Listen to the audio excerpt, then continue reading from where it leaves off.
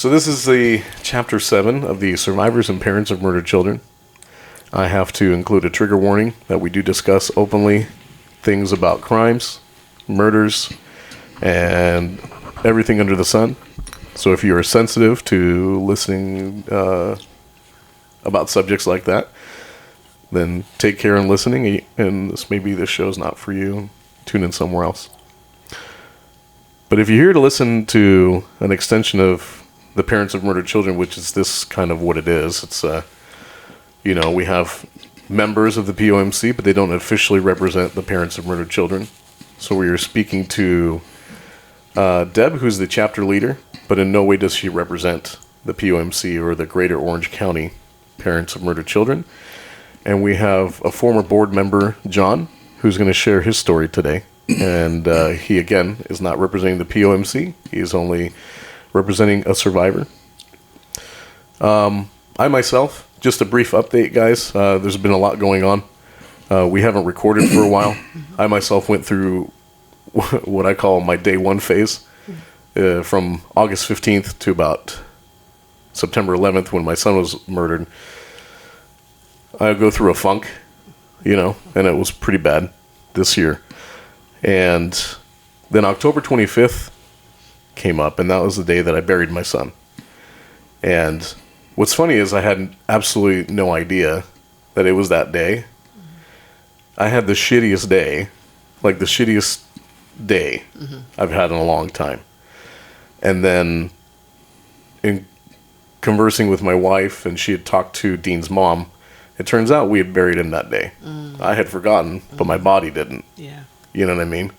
It was the weirdest thing, Deb. John, it was the weirdest thing. It's going to happen.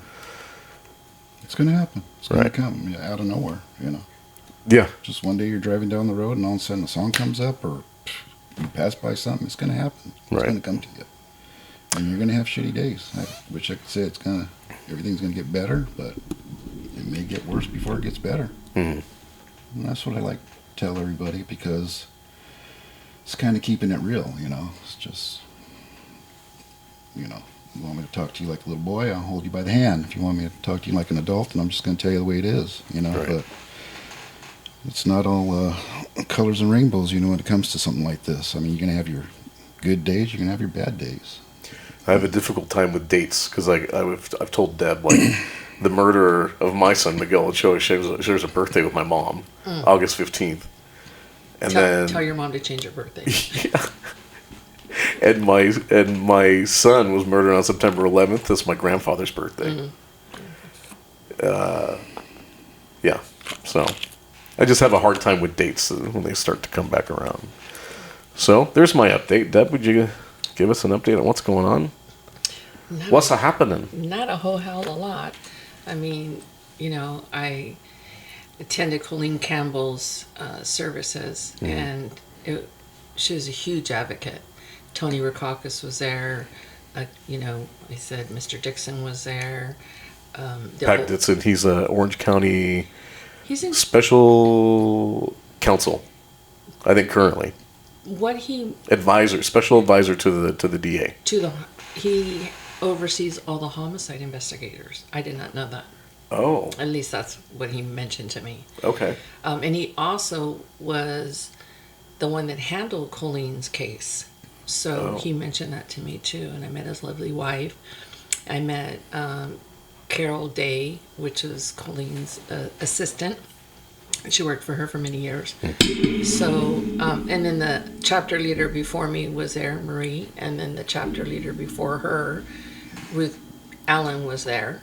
So, I mean, it's important to attend, I believe, certain things. Michelle's court case. She's active in it right now. Right. But they just got postponed until November 13th? 12th? Monday. I think one it's of those Monday. two. Right. I think. But she's not really sure because, from my understanding, his attorney had an ailment. Yes. He had a convenient ailment. Yeah. And then he ended up in the hospital. Right. So they were afraid that maybe it was going to get dismissed and have to pick a new trial and everything, but that's not the case. So that's that. And then it's my understanding that John has court tomorrow, which I'll let him talk about that. And then Martha said she was going to go. And I told her I didn't know if I could because I missed Friday to attend that. So she said she'll read an impact statement that he hasn't written yet. So she'll, we'll see. We'll see how it goes. She's going to go represent. Yes. And sometimes that's all it is just so, not a no fault of John's to say, how he feels. I mean, obviously it's his feelings and we respect whether you go or you don't go. Sometimes it's just too much. I mean, we talked about that. Yes. About that, what it does to one's health.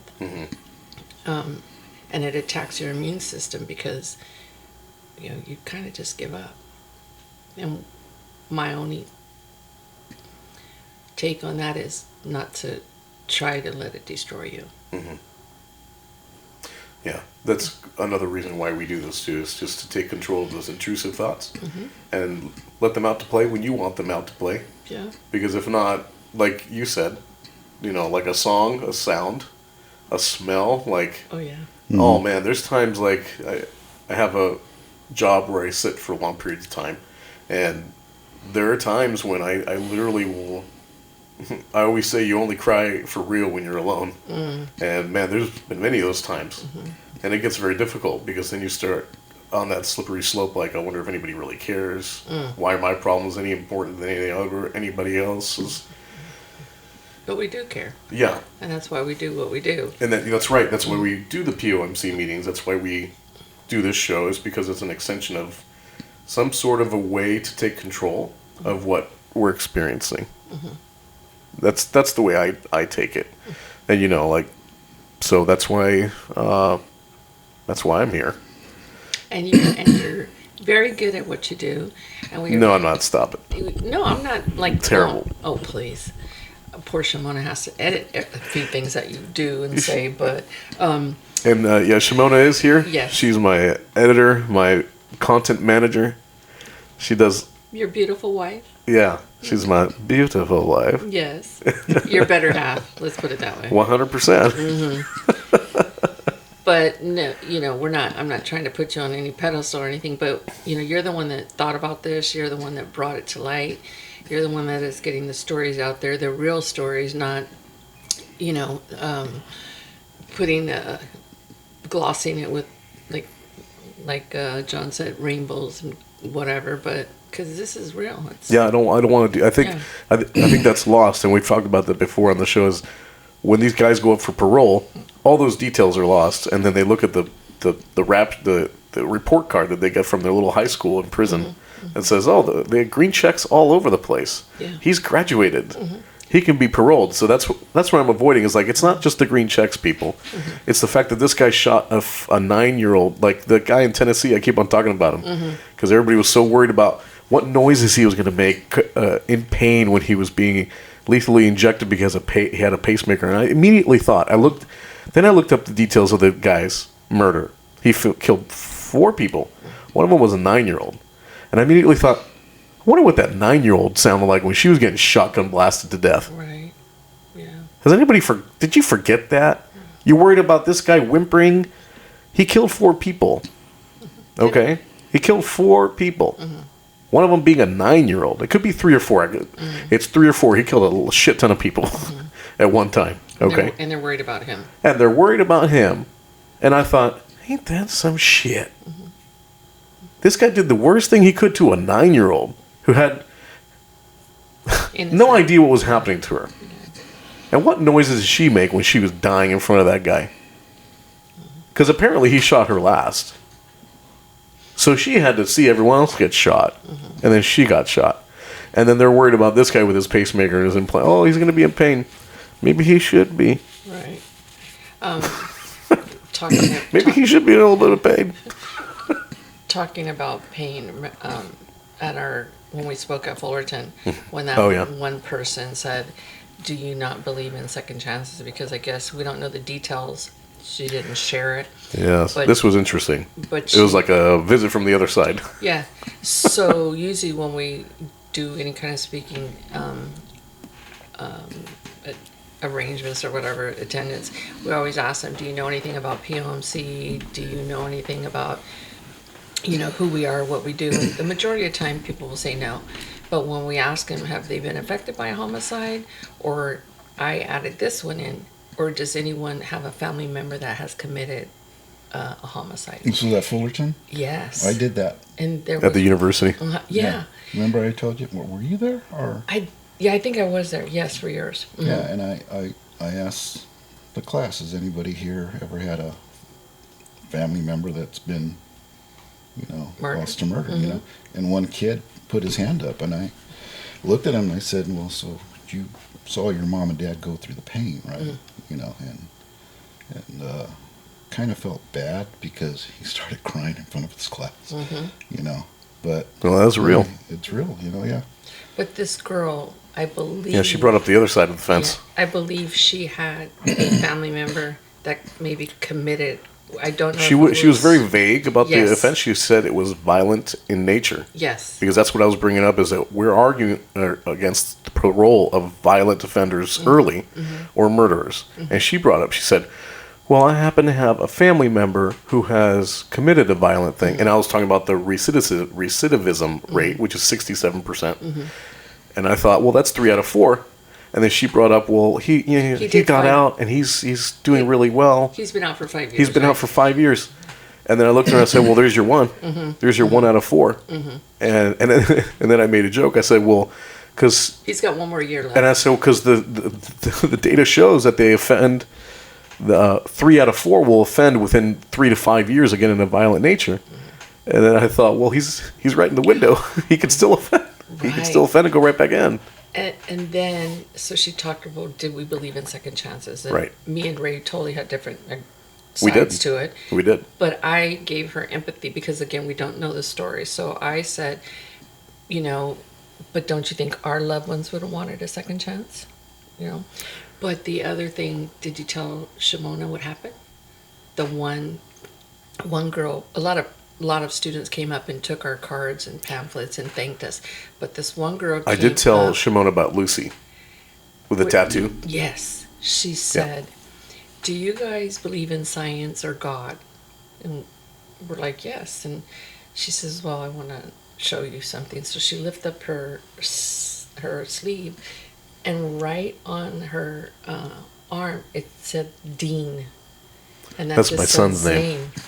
And I had just gotten done So introducing myself and saying, it was really bizarre to me because the detective that was on my son's case was Ryan Dean, the last name Dean, and my son's name was Dean. And I just went over some of the coincidences in my case, and then she came up after we were all done, and she said, yeah, I don't know if you guys believe in angels or religion or anything. And then she told a short story about her family. I think her grandfather's name was Dean.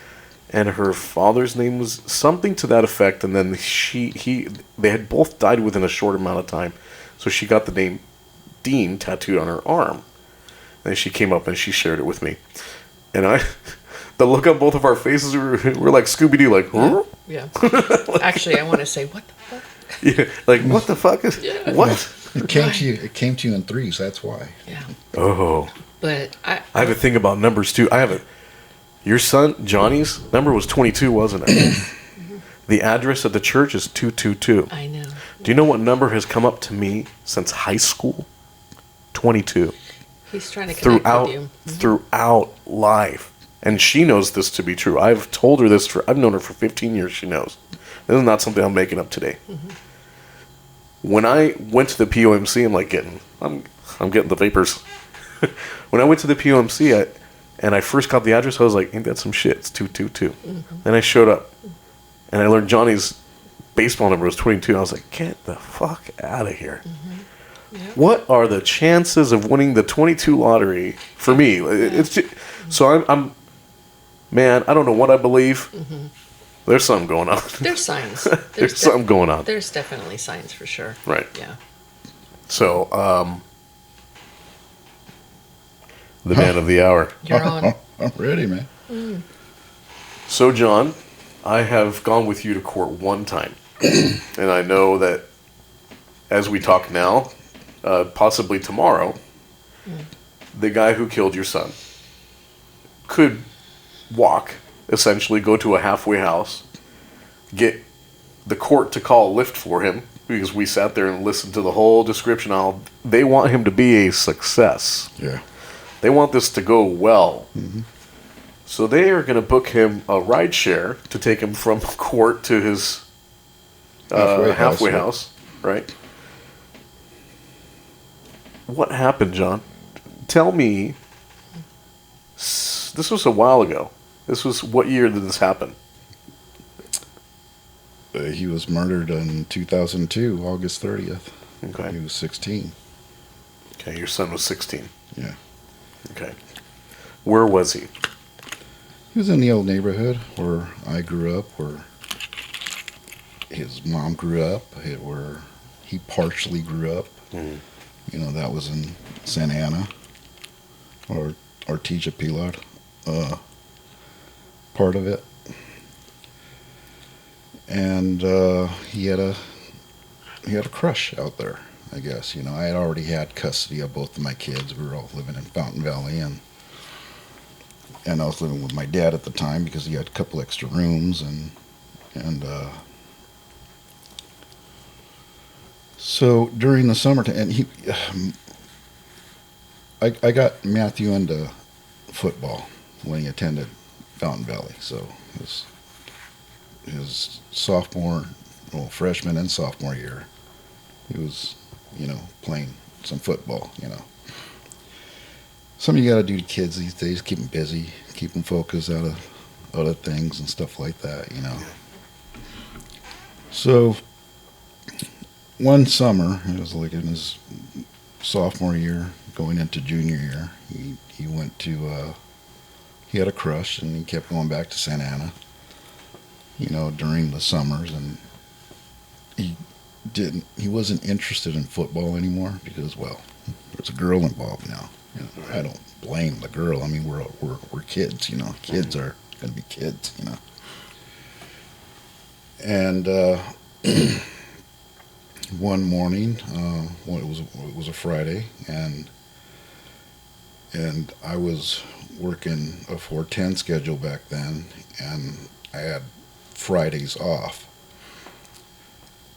So Friday morning, I, you know, got up, and we all had breakfast, and noon came around, and Matthew still wasn't up, and I went to the room, and I said, "Hey, me and your brother are going to go out for brunch. You want to come along?" He goes, my stomach hurts. I remember he was saying that. My stomach hurts. And he had his T-shirt off, and he was standing at the door of his bedroom door. And I go, "Are you going to plan on going out there today? You know, Santa Ana." Yeah. And after I've told him, "No, I don't want you going out there anymore." He goes, "I don't know." He goes, "Well, we'll see what happens." So anyways, me and my younger son, Michael, we went out and we came back, and Matthew was gone. So, yeah, well, he probably did his thing, you know. And so I did some stuff around the house, you know, and a friend of mine came by, and he said, "Hey," he goes, "you know, you want to go shoot some pool somewhere?" And blah, blah, blah. "Yeah, let's go." So we went down the street to a local bar.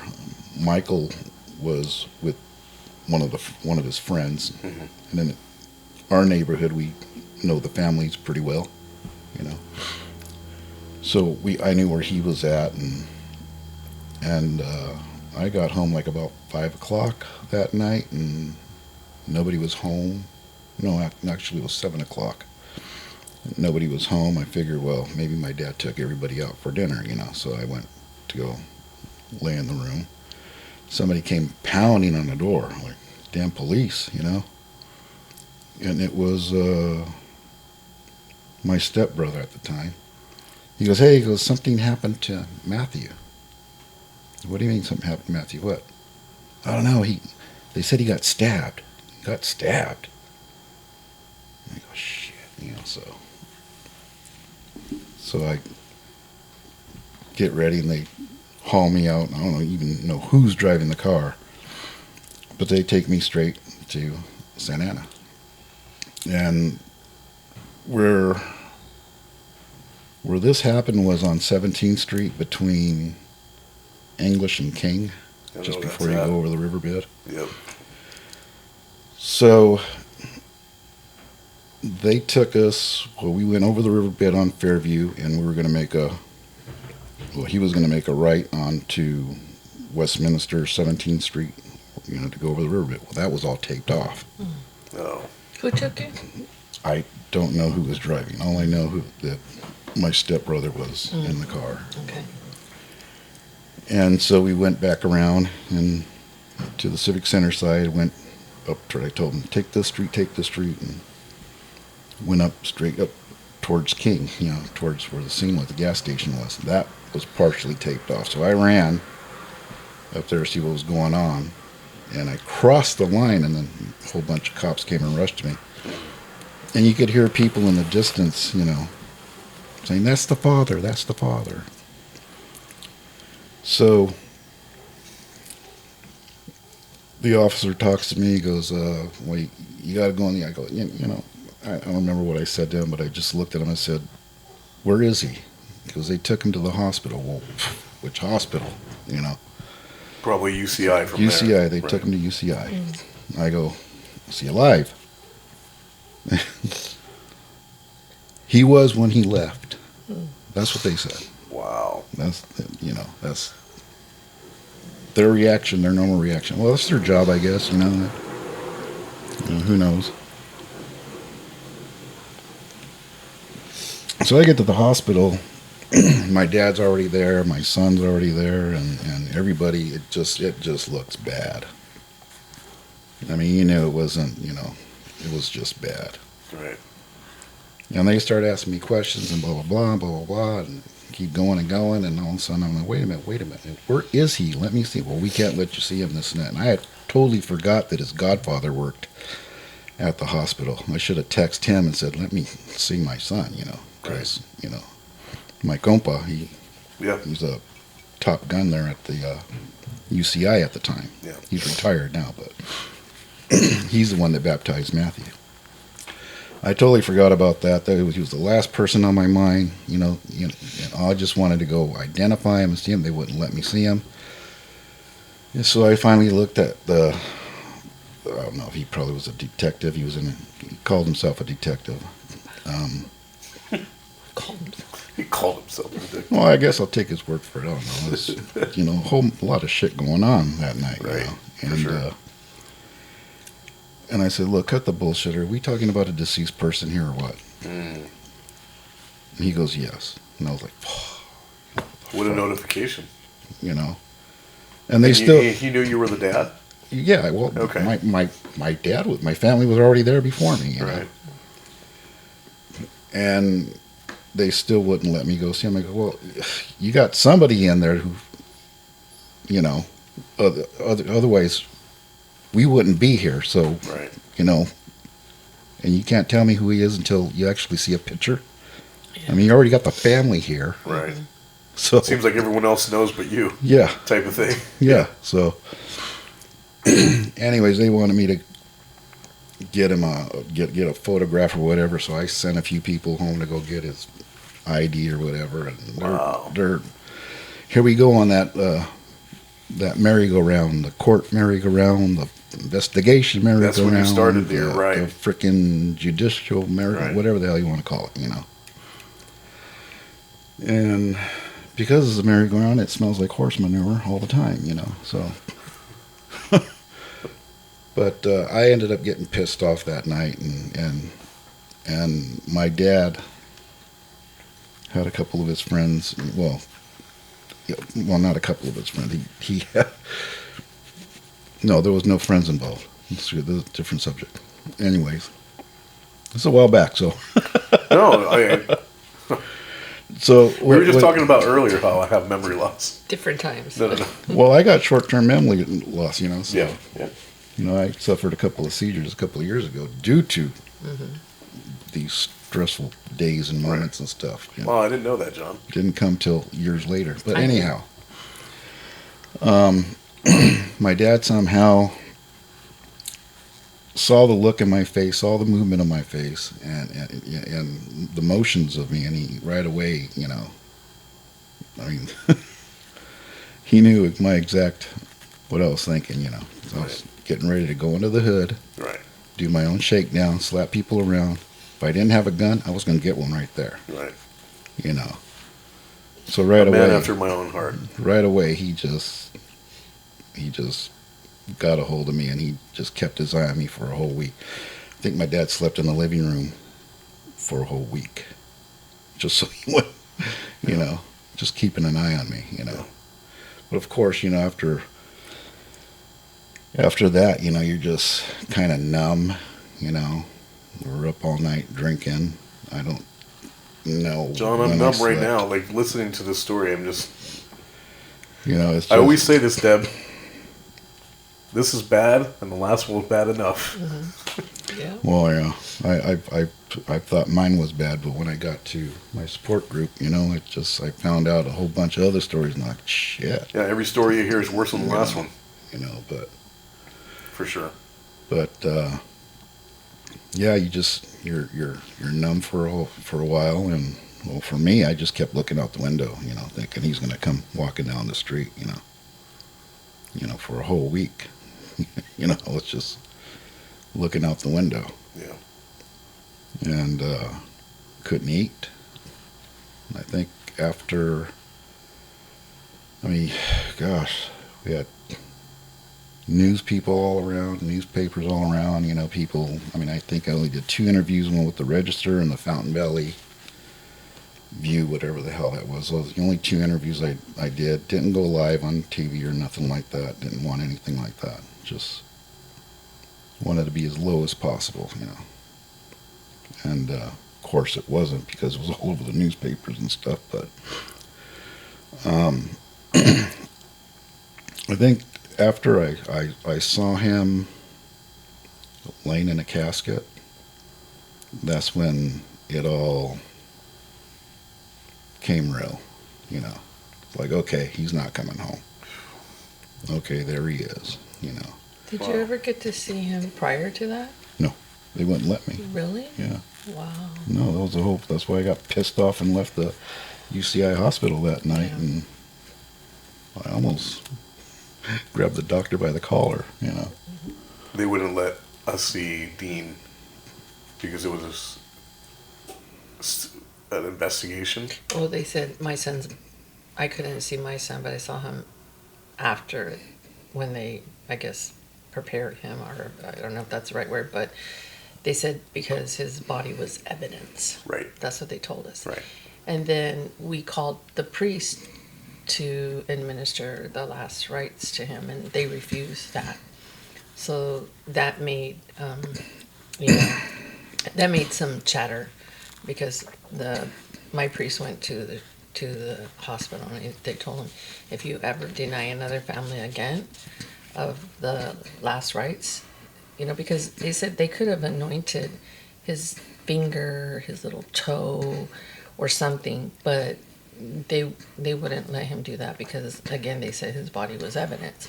So then that's when the priest said, I will bring a rabbi, different denominations. Someone. So if you ever do that again, Right. so unfortunately that's how that came about. Well, that never even came to my head. Right. Like I said, there was a lot going on, but let me tell you something.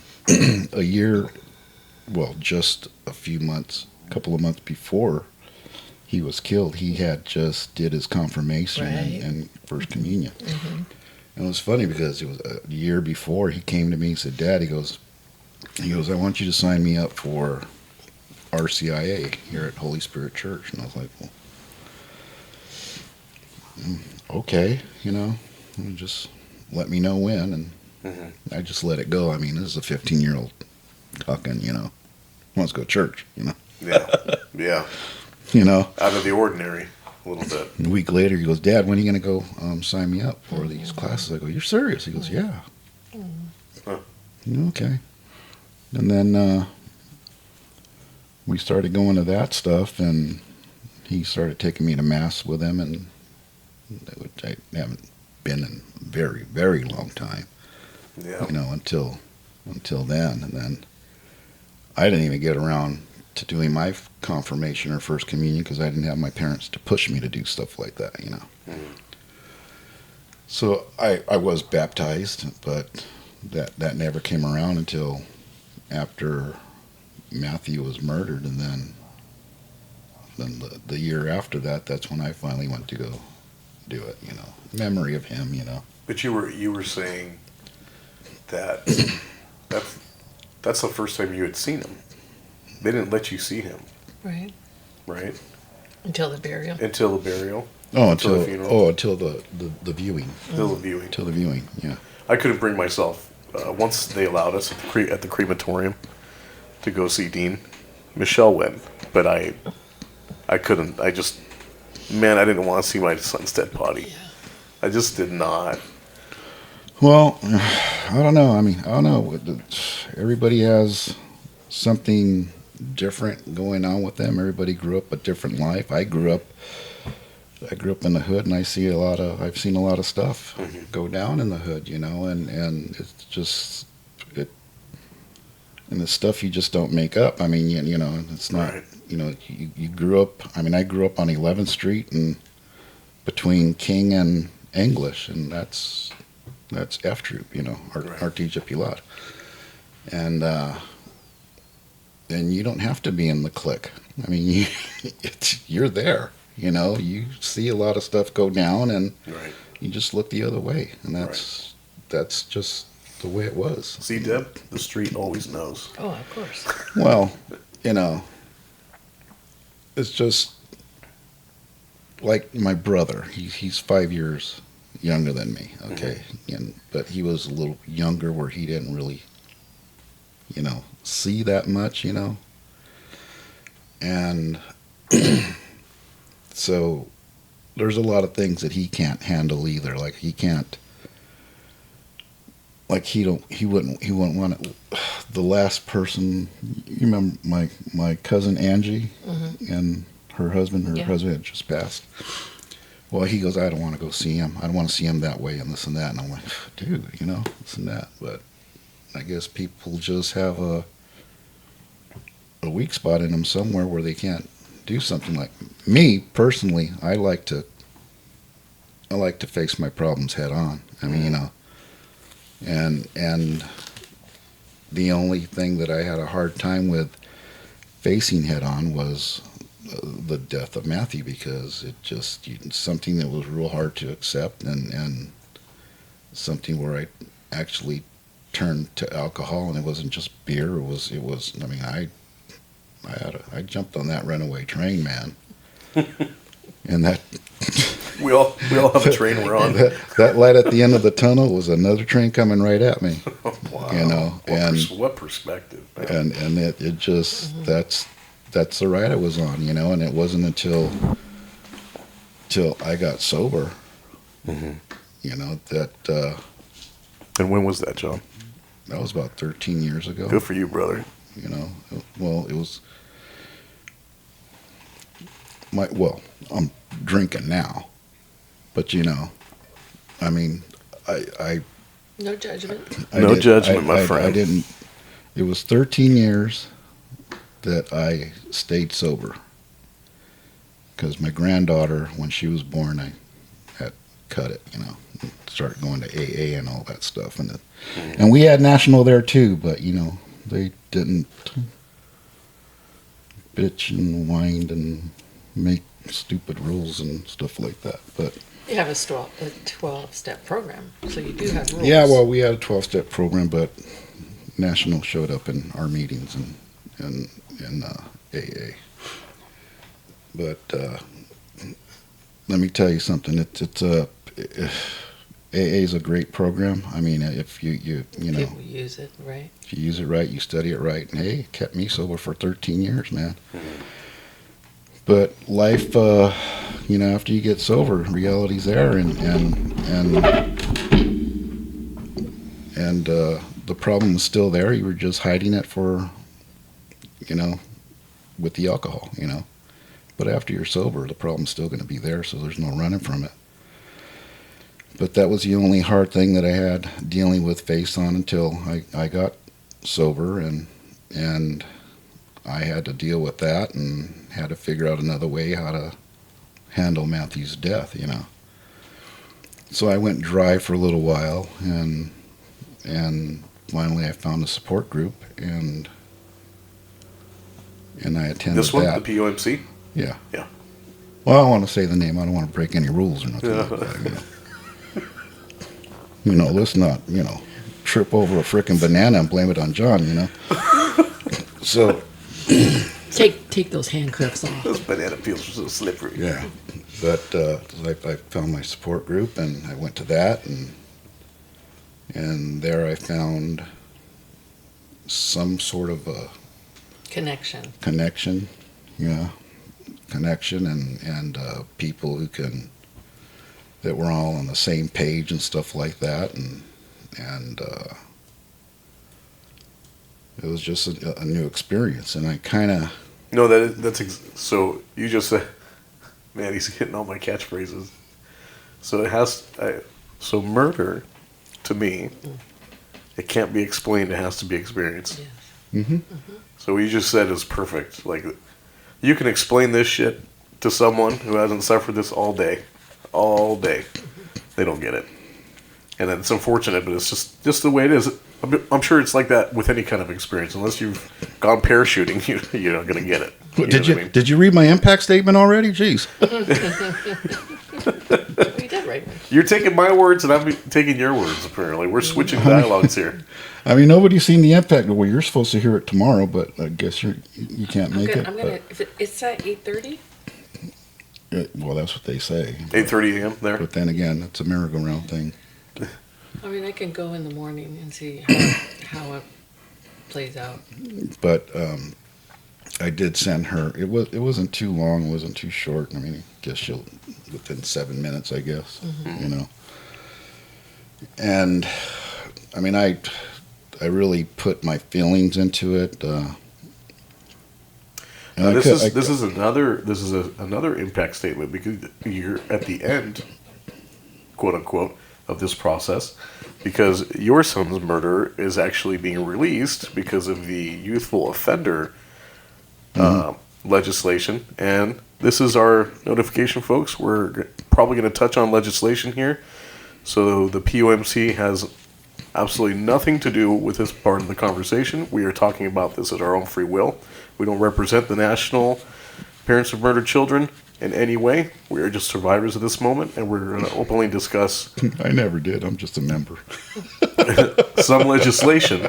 He's entitled to say what he wants as a father and as a member. 100%. You know, and 100%. As a civilian. So we're talking about what's Senate Bill? SB 622 or Six- SB 672. They're both very similar. Interlinked. They're both about the youthful offenders, and what really sticks You notice when that passed, like 3 days later, the Menendez brothers automatically instantly. Boom. Yeah. Instantly. I'm glad to see they got flushed, though. But and they're Cuban too, so they're not my Cubans. It's just a matter of time. It's just a matter of time. Yeah. You know they're going to be released. Oh yeah. But this is the Youthful Offender Act, and for those who don't know, it is also retroactive, folks. So for some reason, when some new legislation gets passed in California, it is retroactive. So that means that everybody who's sitting on death row or LWOP or anything can now apply for this new law, even though they've been sentenced already to do their time. But it's all about the wording. It's all about the wording.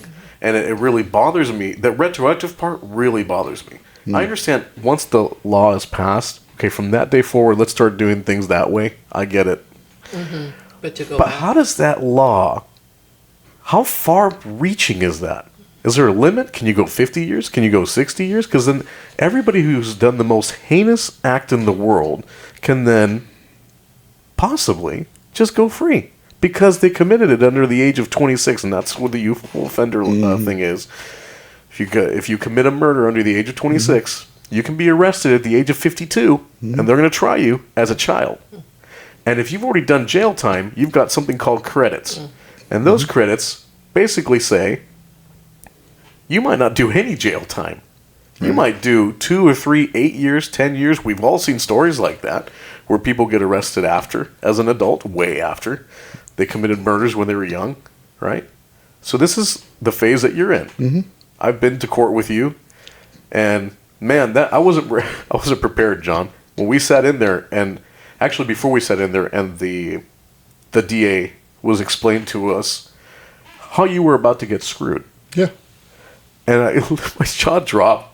Deb, my jaw dropped, and I thought, and I actually asked her this question. I said, so this guy's going to get out? Yeah. She's like, oh, yeah. Yeah. Yeah. I thought, Oh, yeah. Because of this youthful offender As soon thing. as he got out of prison and was sent to, Theo Lacey for 2 years? I mean, dude, And Theo Lacey, folks, he's on his way out. Theo Lacey And going to juvenile court? is Disneyland for prison. Yeah. Okay, because they have work release programs there. It's a very small facility, so it's not high security. Yeah, okay. So this is the phase that you're in. Mm-hmm. Right. And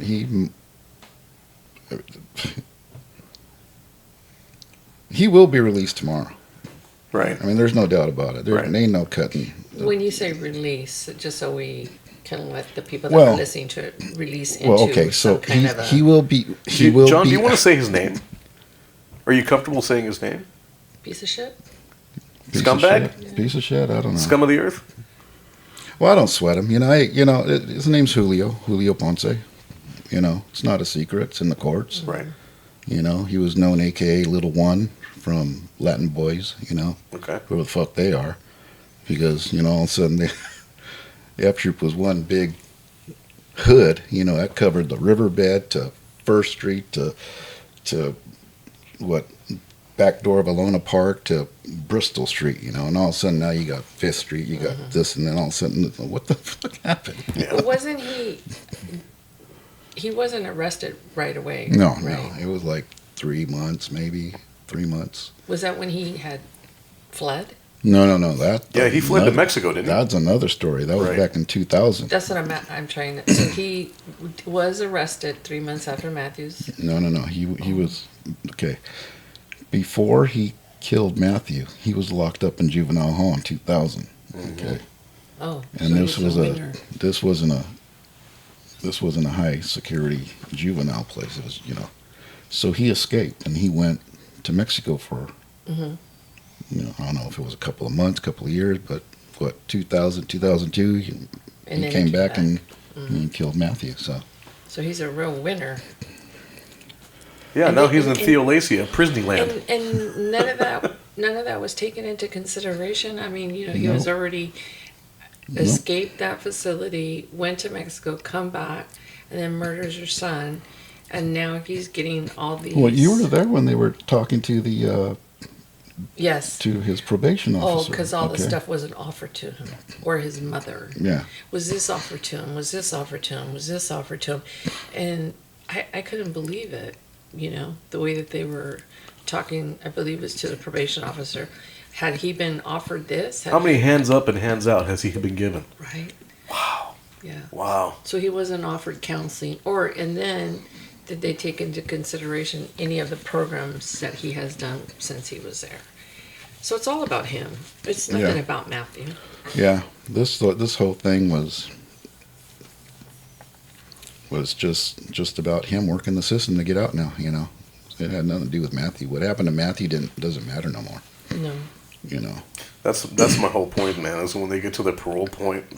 Well, there is no parole for this The guy. details of what the crime that this guy committed are like almost erased. Well, they took everything. They don't talk about that No. anymore, do they? It was all about him. It was like because his mother was abusive, or his mother was abusive to him, or something like that. Oh yeah, we And said then- yeah. And That's then right. the father was abusive to the mother. That's right. And so, obviously, it had bearings on the way. Yeah, so he he grew blamed up.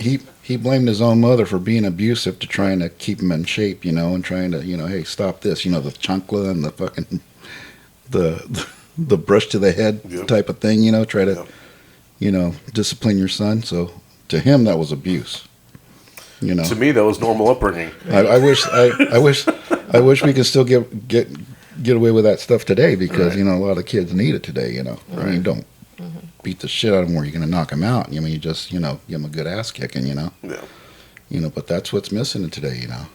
I mean, back then, I used to get hit by an extension cord, a hanger, whatever the fuck it was, you know. Whatever was within reach. You knew it was going to hurt, you know. So, So- you try to be The good, whipping you know? was different every day. So everything is based on him and his upbringing, you know. So there was no So basically, no accountability. to what he did prior to. Right. You know, I mean, and they're not looking at that, but the probation officer, she did a good job. You know, she said she read the report, and you know, it was all because he wasn't offered these things. But she did say she wanted him to not be going into this program. She believed that he should go to prison. He was sophisticated enough. Right. He wasn't. Anybody who escapes to Mexico and then Yeah. comes back, Yeah. that's some sophistication. And then Yeah. she said because Because I don't know how to get to Mexico and then get my ass back. and he You know? she said he chased Matthew down. He did. And your See, son was what your son happened- shot okay. or was he stabbed? No. So no, he was shot. He was shot. So Okay, what happened was earlier that afternoon, you know, Matthew was with his girlfriend. Okay. So he came out of the apartment. The one in and- Santa Ana. Yeah. And so the guys, you know, hey, let's hit this guy up, you know. So they came and hit up Matthew, and Matthew goes, hey, I don't play that shit, man, you know. Yeah. You know, he goes, yeah, my friends, you know, I got friends, but you know, that's them. That's not me. So they confronted him before. So I don't know if it was like 4 hours later, Oh. Oh. you know, when he was walking down 17th Street, you know, they followed him. And so They hit had him up and then they armed themselves and then they Yeah. caught up to him later. so they had time to think about what they were going to do. He had time to think about what he was going to do. And we talk about this all the What time. about, wasn't it? Premeditation. Yeah. When is right, it premeditated? Do you think about it 5 minutes before? Do you plan it for 5 minutes? Do you plan it for an hour? Do you plan it for 30 days? What's premeditation? That's another thing that sticks in my craw. They call him spontaneous, but no, not if you had already had interactions with him earlier that day. Right. That's Yeah. Right. some bullshit. So that's what had happened, and he was walking down 17th Street going towards English, and that's when the van pulled up, and Julio got out of the van and pointed the gun at him. Matthew started running back towards King Street, God. and he unloaded the gun in his back. Man, John, I just had I just got the chills, man. Now- I can only imagine. Oh, now- my God. Can you imagine the fear in your child? The fear. That's, Well, that's yeah. the thing that gets me all Right. the time when you know. But you know what they're the thinking. autopsy report showed. I didn't see it, but I heard and stuff like that, and they described me. Well, they described in the court or to the jury. You saw the arrows the way they were pointing in those wounds, and you saw that some of them were in an angle. Mhm. That's because he was falling, Right. Right. and the guy was still shooting at The him. guy was shooting so fast, yeah. You know, so Catching him as he went down. yeah, that was to hear Yeah, something like that. Hearing my sons too, the DA had to describe everything when they do that, right? So they're talking about how my son was shot 6 times, 2 in the leg, 2 in the arm as he put his arm up because he realized he was being shot. Yeah. 1 in the face, and then the last one was the last one that killed him, went right through his spine and his. So Yeah. I hear you. And then I used to tell Matthew, I go, look, I don't want you going down there, and these are the reasons. Well, I know everybody over there, and this and that. I go, no. Such a familiar story, John. You don't know Kids- everybody. Kids, I know everybody kids, there. Kids don't have that fear, you know. Yeah. They feel I mean, safe. Back in my day, yeah, you knew everybody. Yeah. Right. But today, now that you know, I mean, again, I'm talking about F Troop was a pretty good size hood. Yeah. Now you got this gang in there and this gang in there. You got Little 5th Street, wallabies. 6th Street. How do you guys live together if you different blocks? Right. You know, so no, you don't know everybody over there. You don't know who's in the car passing by or But see, whatever. they're not taking into consideration, I believe, too, you know, when they talk about these murders and stuff, and you know, the murder, the focus is on them. They're not taking into consideration the fact that these are kids that are pursuing a relationship with a girl, and to them it's just exciting and that kind of stuff. And then they turn around and then they turn it into a gang. Right. It's who he was with or what he was doing, and Or who he knows, or, and yeah, and it's just like when I had mentioned in the class, it's like we all have different friends of different races and different interests and stuff, and some is exciting, some is a little you want to be able to do what they do and stay out till 1 a.m, but your parents don't want you, so I'm gonna sneak out, and then all of a sudden something happens, but then it's like, well, because of what you did, it was your actions that led up to it. It's terrible. And being a single parent at the time didn't really help, because what I had to say to him and what his mother had to say, and and me and my ex-wife, Matthew's mom, we, after we separated, we were kind of like Mr. and Mrs. Smith kind of way, Yeah. Love hate. So but we had but we knew that if anything would ever happen to either one of us, we knew deep inside that we had each other's back. Number one, we grew up together as kids, we were all in the same neighborhood. My brother-in-laws, my compa, my comadres, and stuff like that. We all grew up in the same hood, So I knew Esmeralda for a very, very long time, And, but gosh, we were at each other's throats for the longest time. And each time I would tell the kids something, try to, like Michael wanted to put him in football, my younger son. And she was like, no, you can't do that. No, you don't have to do this and this and that. Well, fuck, you're not helping me here, It's not, come on, Let's try to work as parents here. I don't like the idea that Matthew's going back and forth to Santa Ana. I want you to talk. Well, he's in love, John. Don't you remember that you were in love and this and that? And fuck, here we fucking go. So anyways, well, never threw that in her face as much as I wanted to, but can't do the what ifs. So I there was just no way I could. I felt like it when she even came over and just threw a scene. The high school coach was at the house. I think Sister Anna was there, and she was just fucking. And I'm like, oh my God, Jesus Christ! The register was even there that day, I think. So she just threw a big scene, and I just tried to let it go, and we got to bury Matthew. So during that time, but being a single parent and trying to raise, a kid like that, Matthew was a good kid. He was a good kid. He was. You could see it in the pictures and in in the community. He knew his responsibilities, and I remember some of the letters that I got from other parents and stuff like that.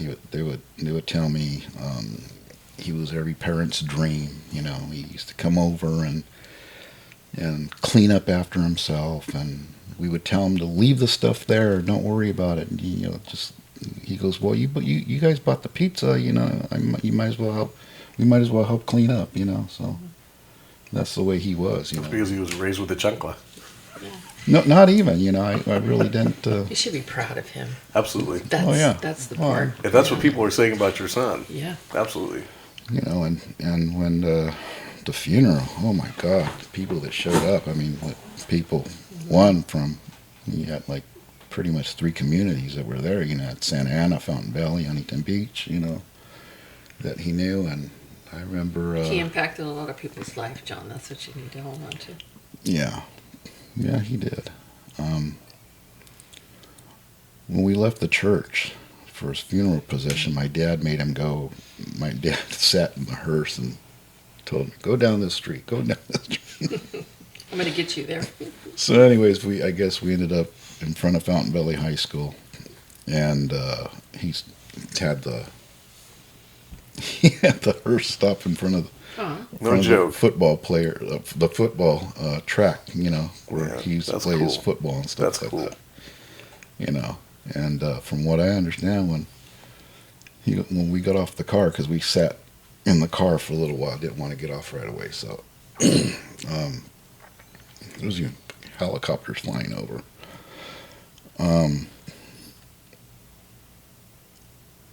When I got off the car, one of my cousins came up to me. She goes, "You know what?" She goes, "I just heard the guy on the radio, the ushers in the radio." She goes, "There's still cars coming out of the church," and we were already at the cemetery. Oh, love. All that love. Yeah, that was a big show up, and then having the coach go up there and speak, that kind of helped. I didn't go up there and speak. I just couldn't. Of course. I was just too numb. I couldn't do it either. I don't know how I got through my victim impact statement. I just got up there and Shimona was there. I just got up there and started barking. Oh, I remember my first impact statement. I mean, I just wrote it all down and just gave it to him. I had written that impact statement over and over since those two guys were arrested, and I knew that. I remember thinking, there will be a day when I face you. Mm-hmm. Do you keep tabs on them? I haven't done the CDCR thing, registration yet. Why? Just because I have kind of forgotten about it. But you, of all people, sir, Shimona, you need to keep track on them, because when you go to those parole hearings, you know that the only thing that they're going to look at, because they won't look at anything from the past. Mm-hmm. Right. Which they is unfortunate. Exactly, Yeah. because that's why you're there, right? Right. So they don't look at That doesn't make any sense to me. Yeah, but you can't do that. All you can do is maybe hit key points on, their personality, the intent, what they're doing in there now. Have they had any infractions? Are they in a gang? What gang they're in? Right. And keep tabs on them.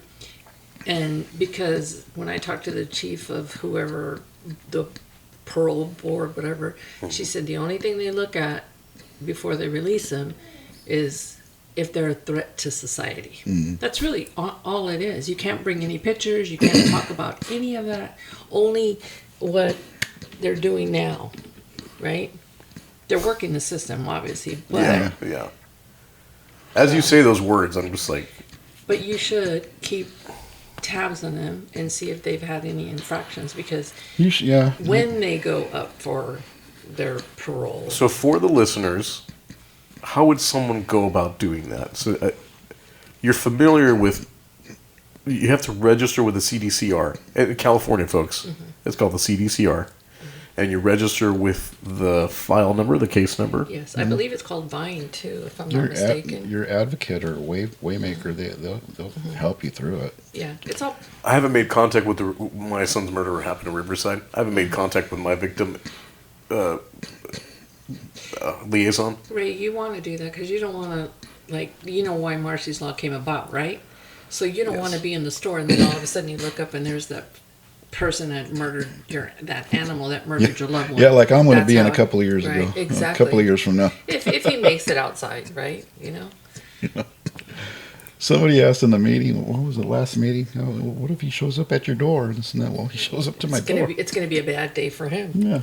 It'll be a bad day for one of us, because let me tell you something. I'm going to go down that easy. Mm-hmm. I will also experience some of that because Miguel Ochoa was the shooter, but Carlos Alvarez was the driver.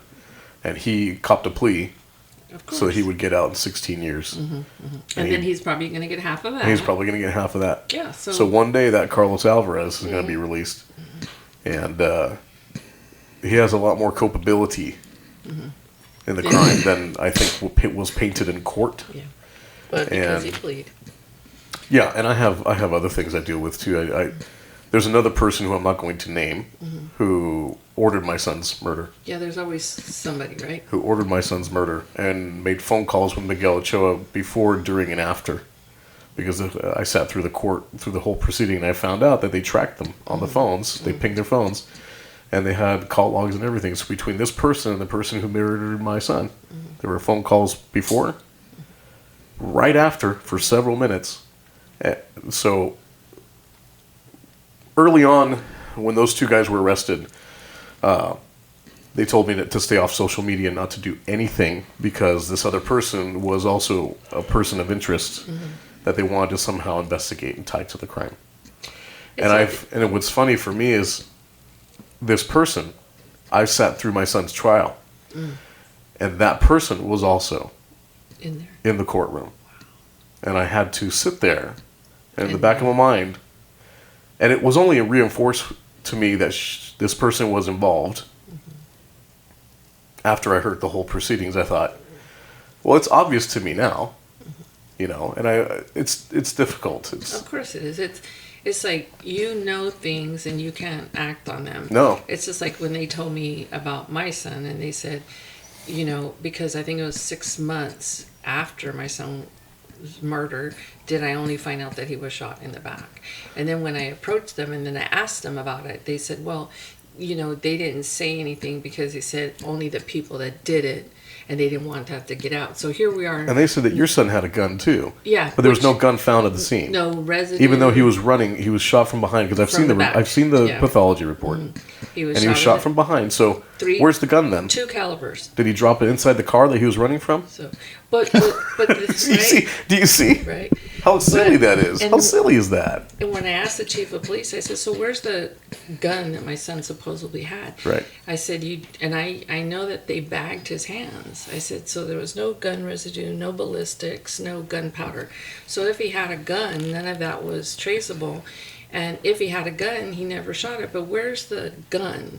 I said, because we know where the bullets were, because they were in my son's body. And I know, and I pray about it every time I pick up the autopsy, that the one to the back of the head, and there was 2 calibers. So, just those things. But we are told not to say certain things about the case. Right. But it's like, if we don't, who is? Because they're clearly not going to say anything. The person that was with the person that murdered your son, was he held accountable for anything? The driver? Or you said they drove up in a van? Well, I think the driver got his 25 to life. And I think he was charged with second-degree manslaughter, murder. And that's at that time that they had those laws in place. But probably what's happening. And sounds like a third strike thing. And with 25 to life. With these, like a 3. when Clinton signed that 3 strikes and you're out, he was basically. probably already got in trouble before, or because I think that was one of the premises. I could be completely wrong, but it was like, if you commit 3 violent crimes, you get a minimum of 25 to life. So there's what we talked about. Right. There's a formula for everything. 100%. Just like the formula for this guy, like the question was earlier with Debbie. Verify how he's getting out. Is he just getting out? No, there's a formula. They're gonna escort him out of jail. They're gonna escort him to his halfway house, and they want him to be a success. What was it? Probation for what? 2 years? Yes. Yeah. Only 2 years. That's it. That was it. And where's the justice in This that? is our system today. And let me tell you, I'm not judging a book by its cover, because boy, am I a weird looking book myself. But let me tell you, I've seen this guy in court, and he looks like the kind that's going to reoffend. Right. I'm not guaranteeing anything, but boy, I would, if I was a betting man, I would bet against him. No, I think the judge said what he was. Oh, we want you to be a success. We want you to be, because you don't want to. And that judge, by the way, didn't look at you once. No, he did not. Didn't look at you once, and he knew who you were. Yeah. Because we were on one side, and your piece of shit Carolers family was on the other. Yeah, so he knew what we were there for. I really, the piece of shit guy, but throwing darts at his family that's just something that. Right, and you said that before, and I thought that was incredibly mature, and that You hold no ill will against the family or the friend or the no, parents. what for? Right. It's like my second wife. She cheated on me, and all of a sudden, what? I'm supposed to be pissed off at this guy? Right. What? No, you let him through the door. Right. You knew you were married. So why should I be pissed off at this guy? No. She. That's incredibly mature, man. She did. That is so mature, his, like beyond ages. She did her part, trying to raise the kid, and from what I understand, she worked 2 jobs, to keep him going and stuff like that. And what does he do? He points the finger at his mom, saying it's because of her abuse and this and that and blah blah blah. That's wild. That's bullshit. That's wild. But it's no, an excuse. it just I don't blame her for anything. It's just it has nothing. What he did has nothing to do, in my opinion, nothing to do with with the mother. That was his decision. He had time to think about it. Are you of the frame of thought, John? Stupid question. I'll give you a stupid answer. You got it. Do you forgive? Oh. No. Because I know what my answer is. I don't forgive evil. Probably not in this lifetime. Okay. They say, and I'm speaking from a mother's point of view, that I don't have justice. We know more than what. When you do get justice, I hope this guy's when he did the crime. I hope he was older than fucking 26 I doubt or whatever. I seriously doubt that they were, but the way I view it is every person that attends our meeting that I see that they have justice, it hasn't changed. So my view is I'm pretty sure we do know who the murderers were, who shot my son in the back, that if they would have been charged at that particular time, they would be in your guys' shoes right now. They'd probably be getting out if they weren't already out now. So, How can anybody be happy with justice? There is no because justice. In California, here we are looking at people who get LWOP. I don't know if I was happy with justice. I mean, I was okay with the outcome of the first sentencing, which was life without parole for this guy. But then here I am, the subject I was just bringing up is, how can you believe in justice when I say, man, I'm just full of catchphrases today, folks, but you know what? The murder is permanent. The person who's killed is permanently dead. That's it, folks. We're not in a video game. You don't get to start again. You don't have 12 lives. It is the most permanent act that you can do. How is it that their sentence is not permanent? But you add insult to us because the minute, like we said, the minute your person, your loved one is murdered, it becomes political. Right. That's the true fact, is that once they're murdered, it becomes political. And with our judicial system, our people in power, the way we feel, all we're doing is pointing fingers at each other. It's your fault for letting him out. It's your fault for this. It's you passed this law. So all we're doing is two sides. Well, it is their fault. I mean, Of course it is, but whose fault is it? Right?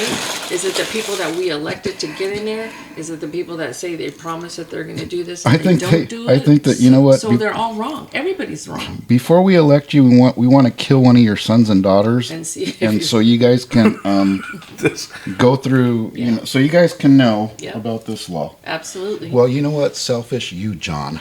Oh, For Right. thinking that way. right? I'm gonna have me another one of these before I really get pissed off. Newsom, right? Said he will not. He kicked it off. Newsom said he will not, even though the people voted for the death penalty, that as long as he was a governor, then he would not have anybody put to death, right? Yeah. But would he feel like that, like John just said? And I'm sorry, I don't mean to say it in these terms, but if one of his daughters, God forbid, was raped, murdered, killed, would he still have that stance? And I had said, you know what? Absolutely not. I will not vote for you And maybe the other things in California, I don't know, all the political part of his stances and what he believes, and closing the prisons. But that's where I stand on that one. Well, he's the kind of guy to release 60,000 quote-unquote Yes. non-violent offenders due to COVID. Okay, so what While he was telling everybody in the state to wear a mask and practice social distancing, this is the same governor who at a restaurant in Napa Valley in close quarters with everybody, and someone had the mindset to take a picture and go, what a hypocrite. Right. Okay, let's get This is the same guy. Okay, so we're not getting political though, right? So what happened now and was just came out on about the You remember that, John? the DA, So he fucked up. about our DA letting out, well, we just talked about it, right? The murder, the rapist, and then all of a sudden, I don't know if it was all the backlash, but now supposedly they're not going to be getting out. Okay, but they're also saying that he is not doing it, right? So if he's not releasing him, who is? If he's not the one that's saying that they're going to be released, and he's pointing the fingers on somebody else, don't you take accountability? Am I wrong? I want to play something for you here real quick. Inmates accused of violent crimes, including rape and murder. CBS LA's Michelle Gili talking to those most concerned, including one suspect's own mother. So this news is really shocking for me. The mother of Manveer Sander had no idea that her mentally ill son, charged in the brutal beating of a neighbor in Fountain Valley, could be released into the community Friday. This is really injustice, and I'm not agree with that decision. This is the mom of one of the guys being released. He can Mind you. hurt anybody, or he can hurt himself. He's not safe on the street. Orange County District Attorney Todd Spitzer has sounded the alarm that a dozen criminal defendants, including an alleged murderer and a man charged with attempted rape and stalking, are expected to walk free by law. Officials blame the state for not providing a sufficient number of mental health beds for the defendants, who have been ruled incompetent to stand trial. According to the DA, because their treatment hasn't restored their competency within the state's mandated time period, the county must now find facilities to house them or release them. We are doing everything that we can to prevent anyone who is a violent criminal from being released, period. Orange County Supervisor Katrina Foley says the healthcare agency is working round the clock to find lockdown facilities to house the violent and dangerous defendants. We are deeply Round the clock, concerned folks. about the victims and Merry-go-round. what the But they go home at stress is 5. that Pointing they might be fingers. feeling right now. Baljit Sandher loves her son, but is also scared about the possibility of him coming home. How come they can release them if they are like sick, if they can't go in the public? The DA says the schedule as it stands now is that the 2 men will be released on Friday, 4 more criminally charged defendants the following week, and there are 4 others who could get out in December and January. In Anaheim, Michelle Gili, CBS LA. And when was that? Because I think I saw something Saturday morning that said no, they weren't going to be released. You had sent me something Right, that I sent you that. Mhm. says... No, this is the press release saying the same thing we just heard on that newscast. Okay. I'm not seeing it. But all anything it is different. pointing fingers. It's your fault. No, it's your fault. No, it's your fault. No, it's your fault. No Well, accountability again. that's what happens when the laws change every month. Yep. You know, like I said before, this resentencing thing, I think we were notified originally by, oh my God, what's his name? Louis Mendez, my first advocate. And that was back in, 2016? So I remember going to court, and we did our second impact statements, and 2-3 years later, I get another phone call, and we're still going through this? I thought it was a done deal. Oh no, this is A lifetime. now they want to figure out if they want to resentence him as a juvenile or an adult. And I'm like, what the fuck? You can't make this shit up. I mean, Yeah, it just, 12 criminal defendants, just including a goes. man who accused of murdering a stranger. I remember that story. That was a random stabbing. It was a transient who walked up to, I believe, an Asian lady, just stabbed her to death. And he's going to get out. Yeah, suffer from mental health issues at least. Some of them appear to have been treated at state mental health hospitals. Orange County DA Todd Spitzer said the defendants must be in a lockdown state licensed facility because of their mental and criminal history while their criminal proceedings continue. So that means they got to do that for everybody under the age of 25, 26. What?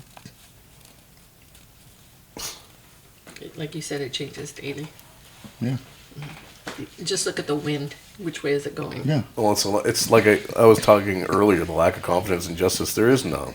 Because because the sentence isn't permanent. It's How broken. can The system someone is have broken. how can someone have confidence in a system that goes, we're gonna go through all the hassle of going through the trial and proving the crime in a courtroom setting and getting a sentence, but 6 years from now this could all change. And that person I can't. I also say this all the time. I can't believe the words that come out of my mouth half the time. I can't believe the things that I have to discuss. I don't understand. I've said this before. These legislators would like to say, my constituents this, my constituents that. What constituent or constituents enough to make you concerned about this issue came to you and said, you know what's a good idea? My son's guilty of murder. My son's guilty of rape. You know what's a good idea? Let's get him and his friends who have all done these similar crimes, let's get them out of jail sooner. What constituents went to, like, what's her name in Baldwin Park, who co-wrote Peaky's Law? Susan Rubio? Yeah, absolutely. And then she co-wrote this one, the Youthful Offender Release. I'm thinking, who came to you and said, you know what's a good idea? Let's release these guys sooner. Yeah. But the other part of that is like they're playing with our lives. And everybody else. They're weaponizing our lives. What is it when you look at these laws, right? And I look at them, and it's not funny, but somebody had once said to me, I'm not going to mention any names because I don't want to, but her father was a judge. And he was a Democrat. But on some bills and certain things, he had to vote the other way in order to hold a seat. So that's where the politics come in. Wow. So if you look at, again, I'm just being somebody that's looking at certain bills, and I look at who's voting for them because of their status, and I see their names, so I keep it so that when voting time comes up, it's like, well, I'm not voting for you because I see the way you voted on this bill that does not support victims. And that's where I believe, as Jonathan's voice, as his mother, that as an individual, I can let others know that these people voted for this bill and it's not good for us victims, so I'm going to tell you this is what I see, so take the information, right? So it's just like we were supposed to go speak, right? Somebody offered us, and then all of a sudden now they don't want to talk to us. Right. That's happened a couple times where we made a Yes. couple appointments and scheduled a couple, was it senators or Yes, Congress. And I was very excited because Yes. they were conservative in nature, and I might lean that way as far as law and order and consequences and repercussions. I very much lean the very conservative way, like, you do the crime, you're going to do the time, brother. That's what it is. Yeah, but then they want to hear from us now. But then all of a sudden they don't, they don't want. It was very frustrating because I thought it was going to be a very fruitful conversation, an opportunity for us to get. And John's like, this guy's new, he doesn't get it. It's like, who's at the door? Oh, it's not time for campaign. Send him away. Exactly. This isn't campaign time. Do I need his vote? Get him out of here. I'm busy right now. I don't got no time to talk to the citizens. This isn't campaign time. Yeah, I'm going to tell you what you want to hear, but then when you knock on the door, it's like, I'm sorry, do I know you? So they don't want to listen to us, but they want to listen to constituents who want to argue for the early release of violent offenders. Think of it this way, Deb and John. Because if it's not constituents coming to them with those concerns, are they just creating this shit up in their head? Looks Like, like hey, it. you know what? Let's release these guys sooner. Let's get them out on the street. Oh man, I'm about to get very conspiratorial here, but let's release them out on the street so that we can stay in business because the system needs to keep going. But then the other side of that is when they hit, what is it, 55? They want to get them out, and you know why they want to get them That's out? the senior release Right. program. Because they don't want to house them because they may have medical. They don't want to foot the bill for the medical expenses. it's So the all older about you money. get, the more medical bills you have. Trust me, I know this to be true. So apparently the state has realized this too, and they go, hey, you know what? You know what's a good idea? When they reach 55, let's get them the hell out of here. Yeah, because they may need a hip surgery. No matter what, or sexual transition surgery too. Oh, but they don't allow that anymore, do they? I Or don't do know they? what's I don't going know. on. Yeah. Then we got no more homeless people out in the street Right. because if you put them in a halfway house, that's Right. that's going to cost. We got a dead person here. Yeah. So, Right. because you don't want to give them any kind of medical insurance. But don't they foot the bill anyway? Because once inmates get out, aren't they on Medi-Cal anyway? Who knows? I don't know. I would imagine I have no they're idea. given a lift. They're given a halfway house. What, they don't get Medi-Cal? Right? I don't think so. Yeah. Because I happen to know that while they're in custody, if they need a liver transplant or something like that, they're first on the line. Right. First in line. Because God forbid we make them wait. And the little girl over here who has her whole future ahead of herself, she needs a liver, but this inmate over here who killed 4 people, he's going to get it first. That's another reality of our politics in California, folks. Okay? They get tablets when they get in prison. Oh, They yeah. get conjugal visits. They have a wife or girlfriend 3 days in a row, so they get to stay in a nice little room like this, But does locked that, up. Now, because I don't know about, I know what I heard and we Yeah. talked about that. But does that apply to all prisoners, or does it vary on the crime? That would be interesting. We would have to talk to someone in the Department of Corrections. Because I believe that it doesn't apply to all of them. Oh, Because I okay. guess there's tiers. Okay. So maybe Shimona can look that one up. Because I believe that if they're a lifer, Mm-hmm. which we know is not a lifer, that they're not allowed to have it. A I think lifer there's- until further notice. Correct. I believe that there's tiers 1, 2, 3, and 4. Yeah. So I was told that maybe some will not get that. Interesting. So Okay. maybe we need to find that to be true or not true. Okay. Unless you have money running through the inside, then you can get it too. Well, that's true.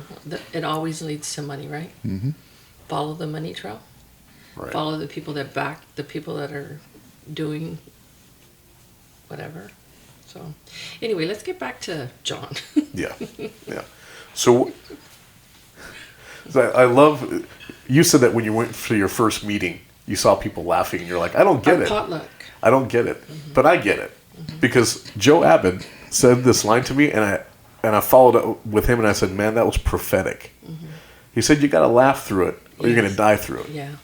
Man, was he right. Like they murdered our loved one, don't let them kill us, right? It- But it's so hard. It's so hard. Well put. Well put. Not to let that happen. And it's easier said than done because we've spoken about it. We've had our conversations that they've already murdered our loved one. Don't let them murder us too. But your immune system, I said, somebody's going to have to sue somebody to say, you know what, my mom died because the system failed her and her immune system, and she got attacked and had cancer and died. We've had countless members of our group die. The person that led me to PMC is dead, and her husband is dead From cancer. from cancer. We have Aguilar. He's got cancer because of Noah's dad. yes. Yeah. So I mean, so we have to try to take care of ourselves the best way we can, and it's not easy. It's we're work too. I remember finding out that that Noah's dad had cancer. Yeah. It was at Todd Spitzer's event. Yes. And I remember standing there, and Shimona was with me, and The- his aunt, his son, His niece. his niece says, Yeah. "Oh, he has cancer," Yeah. and I instantly thought, I was like, "It got him too." Yeah. I literally thought it got him too. Holy shit! And sometimes I think when it first happens, we want to die. You know, we're on suicide watch. You know, Right.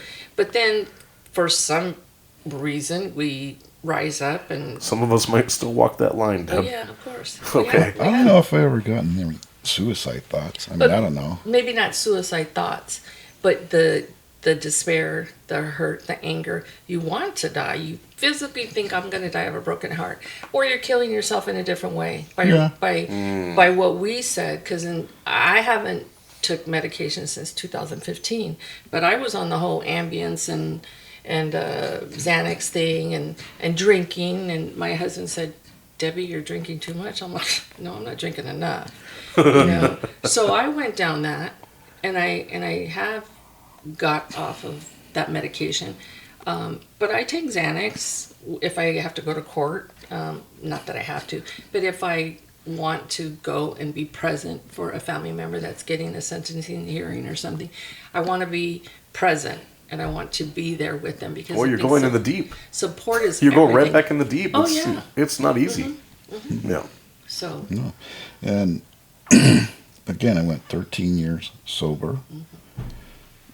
But after the death of Matthew's mom, I mean, again, you know, this is my And childhood. that was recent friend, you too. know. That was within a This year ago, was right? 2 years ago. Yeah. And when I was waiting at the airport, I got that call from my advocate, and I was sitting at the airport and got the call, and I was like, "Well, unbelievable!" I go, "You know where I'm going right now?" I go, "I'm going to his mother's funeral right now." Mm. And she was like, "Oh God, I'm sorry," this and that. I go, "So what?" The call was to let me know if I wanted to make an appearance in court, and this was going on.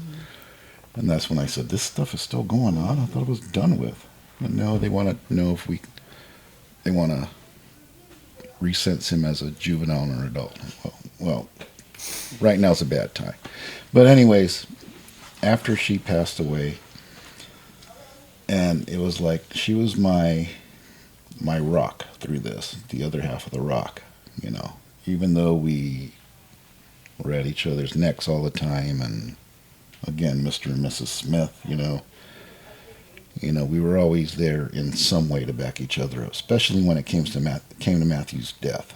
You know, when I told her I didn't want anything to do with parole, can't do this stuff anymore, she got pissed off at me. She goes, "You're the only one that's strong enough to do this. You're the only one that can, you know how to speak and this and that." I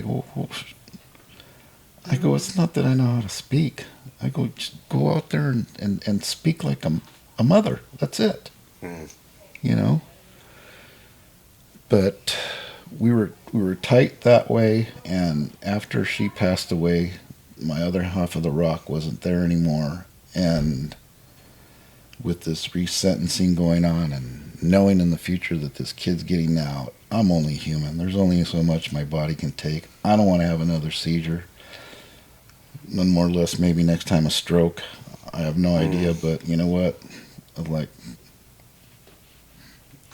fuck it mode. And that's very You know what? similar to how it was with Michelle, Dean's mom. Man, we had a lot of clashes through the years, and then Dean was murdered. And for example, my wife Shimona has befriended Michelle. They're friends, and Michelle is coming over to my home for Thanksgiving dinner, and it's because a little bit like what you're saying, she wasn't my rock during it, but she's also experienced the same level that I have. We have this commonality that unfortunately we have in common. It's a rock. You just don't see it right now. It's a rock. And until that rock's cut in half, you're going to feel the unbalance. That's deep, John. You know? Yeah. You're going to feel the unbalance, and that's where you're like, I can't take this no more. You know? And you're only human.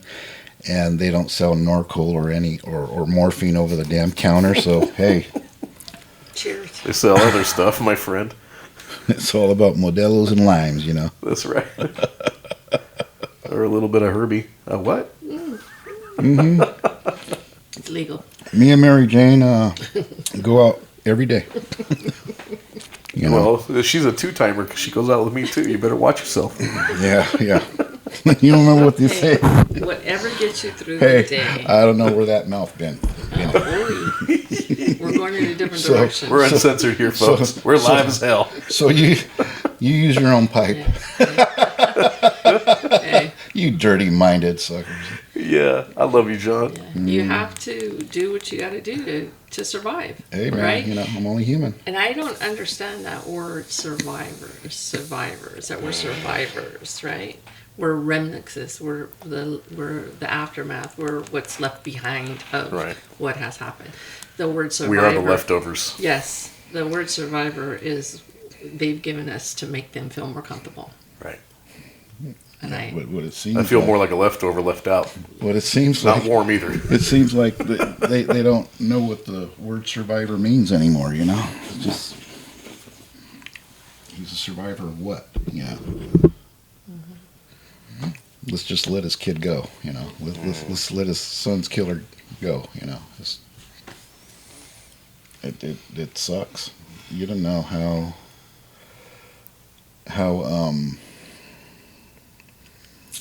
violated I feel, man. Wow. You know, you know, you go back, 20 some years ago, thinking of when I did that impact statement and got what we wanted and life without parole, and that was probably one of the best days of my life, best moments of my life that I ever did anything positive and good to do something that made sense, you know.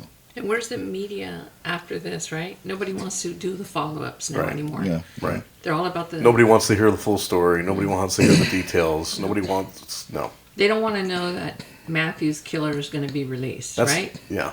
That's That- how you can tell that murder is completely different than to someone dying from a natural disease process. Right. Everybody wants to regale themselves in the story on someone. Oh, they fought hard during cancer. They fought. What valiant effort. Well, you know, the second you talk about, you bring up murder, conversation's over. Nobody wants to talk about it. Well, Nobody no, talks they're all- positively. They're all over it when it first happens. Like he Right. said, the register, the media, everybody's there. And then over time, they're no longer interested, right? And then now that, my point was that now that, you know, Matthew's murderer is going to be getting released, where's the attention on that is what I'm saying. Right. Because you're there, Hey, the murder. the Menendez brothers right? got the attention when they're getting paroled. You Yeah, know? it's kind of quiet now, but they'll get it again. Yeah, they'll go up for it again. Yeah, they'll get it again. And they'll That, get that the wasn't their media. first at bat. That's not going to be their last at bat, I should say. Well, folks, Thank you. I knew this was going to be a long one. I knew that we were going to talk at length about this, and I'm glad that we did because I got to find out a lot more details.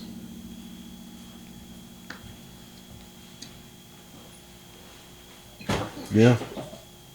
So we'll call All of them? We'll call this chapter 7 Success for a Killer, Silence for a Victim. Oh, love that. And that was Shimona. She was just cooking this up. I saw her back there thinking. Thank All you, right, guys. Shimona. So in closing, thank you for listening to Survivors and Parents of Murdered Children, the podcast. John's story is a painful reminder that justice doesn't end with a verdict. And for some, the nightmare begins again when a killer is paroled. The Youthful Offender Acts, including SB 62 and 672, are changed. 622, right? No, 62. SB 622 and SB SB 622 and SB 672. Where's your disclosure? Yeah, yeah. So again, we're talking about legislative things here. So again, we are not representing the POMC. We're just survivors and offering our opinions on legislation. Our voices for Our our voices, children. exactly. So the Youthful Offender Act, including SB 622 and SB 672, are changing lives across California. But for survivors like John, these laws reopen wounds that never truly heal. We share these stories because grief doesn't expire, and neither should the sentence. That's great. Awesome. That's 100% true. Not just John, other victims too. Right. As always, the views expressed in this episode or chapter are personal and do not reflect the official stance of parents of murdered children, the POMC, as a charity. Each survivor who speaks here does so of their own free will, sharing their truth in hopes of protecting future families from the same pain. Thank you for standing with us, for listening, and helping us keep victims' voices alive. Until next time, be gentle with yourself and hold close the memory of those we've lost.